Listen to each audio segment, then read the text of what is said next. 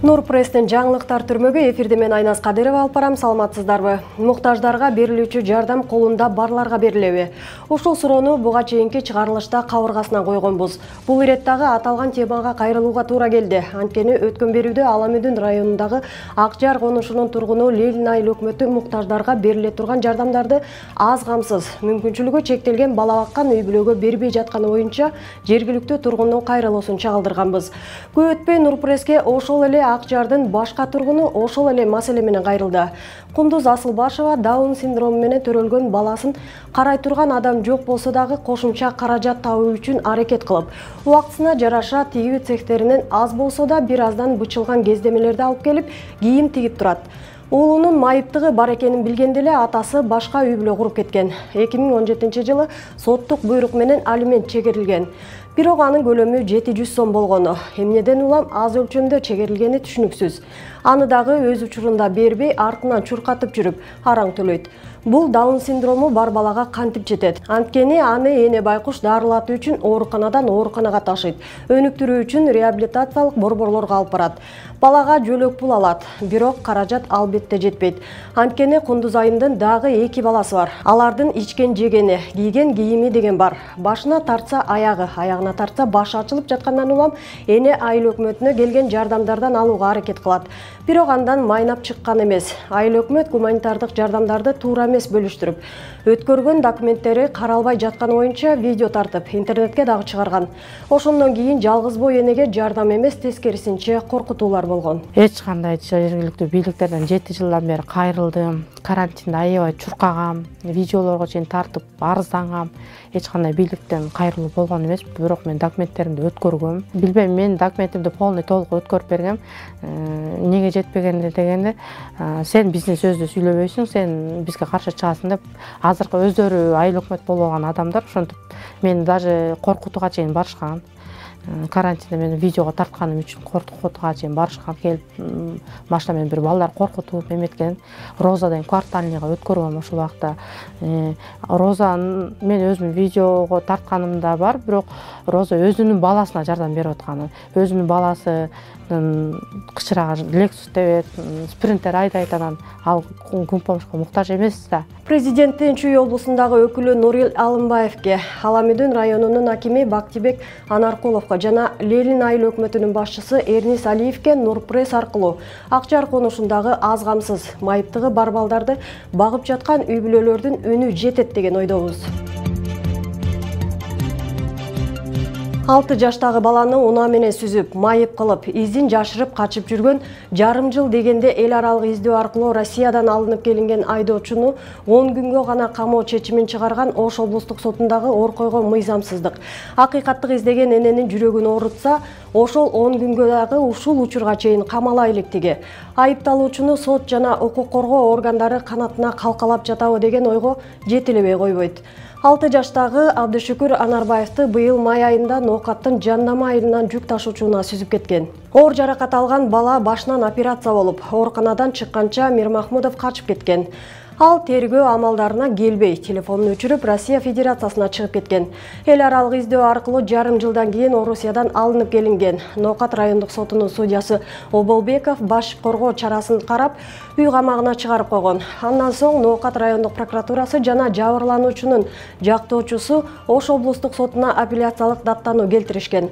Жабырлануучу тараптын жактоочусуна дагы, Ноокат райондук прокуратурасына дагы кабарланбай, Ош облустук соту жашыруун караган отурумга айыпталуучу келген эмес.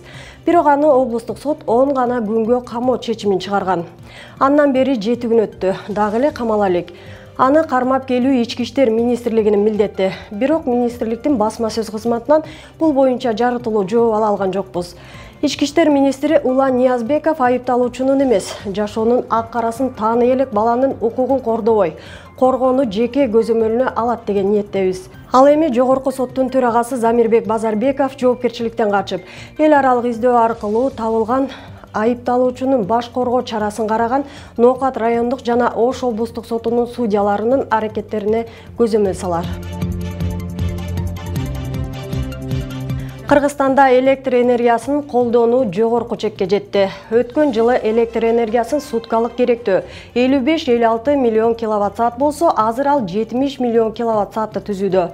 Бул электр тармактарынын жабдууларына ашыкча жүктөмдөрдү алып келиши мүмкүн. Кырдаал авариялык өчүрүүлөргө жана жабдуулардын бузулушуна алып келет.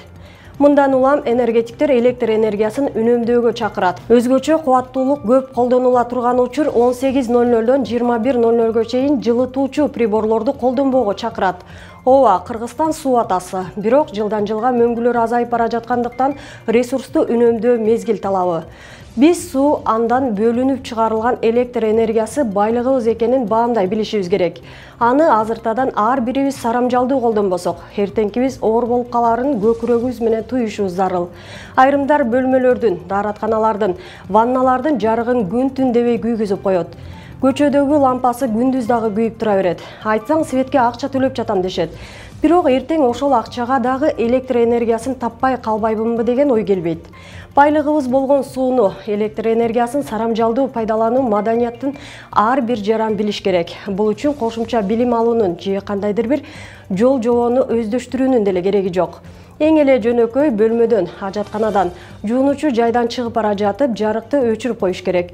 Сөзсүз эле үйдөн чыгып жатканда эмес, үй бүлө мүчөлөрү ашканада тамак ичип отурган учурда уктоочу же эс алуучу бөлмөнүн светин күйүп эле турат. Ооба, майда деп маани бербешиңиз мүмкүн. Бирок ар бир үйдө ушул абал болсо, канча суу, канча электр энергиясы коромжу болууда. Ошондуктан ар бирибиз ушул майда эле эрежени көңүлүбүздөн чыгарбасак эле канча сууну, канча электр энергиясын үнөмдөгөн болобуз. Бирок ошол эле учурда мөңгүлөрдүн азайып жатканын эске алып, Кыргыз бийлиги энергиянын кайра жаралуу булактарын, тагыраак айтканда күндөн, шамалдан, биомассадан кубаттуулукту өндүрүүнү тез арада колго алуусу шарт. Анткени Кыргызстандын энергетика тармагы азырынча сууга гана байланган. Бишкек шаары дүйнөдөгү абасы булганган шаарлардын рейтингинде сап башына чыкты. Эмне себептен борбор канча жылдан бери бул көрсөткүчтүн сап башында келет? Адистердин айтымында атмосферанын булганышына бир катар факторлор таасир берет. Сап башында эле унаалардын эскилиги, сапатсыз мунай майынын колдонулушу жана колдонулган көмүрдүн начар сапатта болушу себеп. Анткени үйлөрдүн 70% кышкысын көмүр менен жылытылат. Мисалы, экологиясы таза делген өлкөлөр көмүрдү айрым өнөр жайда гана колдонбосо, андан баш тарткан. Бирок бизде азырынча мындай кадамдарга экономикабыз жол бербейт. Абанын булганышы адамдардын ден соолугуна терс таасирин тийгизип, ар кандай оорулардын чыгышына алып келет. Медицина кызматкерлеринин айтымында зыяндуу заттар өпкөгө терең кирип, канга тарап, жүрөк кан тамырларынын жана дем алуу органдарынын ооруларын, өпкө рагын пайда кылуу коркунучу бар. Ошондуктан сыртка бет кап менен чыгуу, үйдө аба тазалагыч колдонууну сунушташат. Коюу кара түтүн аздык кылгансып, курч, респиратордук вирустук инфекция жана сасык тумоо жайылууда. Ооругандардын саны 1,5 эсеге өстү. 5 декабрдан 11 декабрга чейин республикада курч, респиратордук вирустук инфекциялардын 13.993 жана сасык тумоонун 85 учуру катталган. Окуучулардын мектепке баруусу төмөндөгөндөн улам Чүй облусунда 4 мектеп карантинге жабылды. Нур Пресстин жаңылыктарын YouTube, Instagram, Telegram, Facebook'tan окуй аласыздар. Саламатта туруңуздар.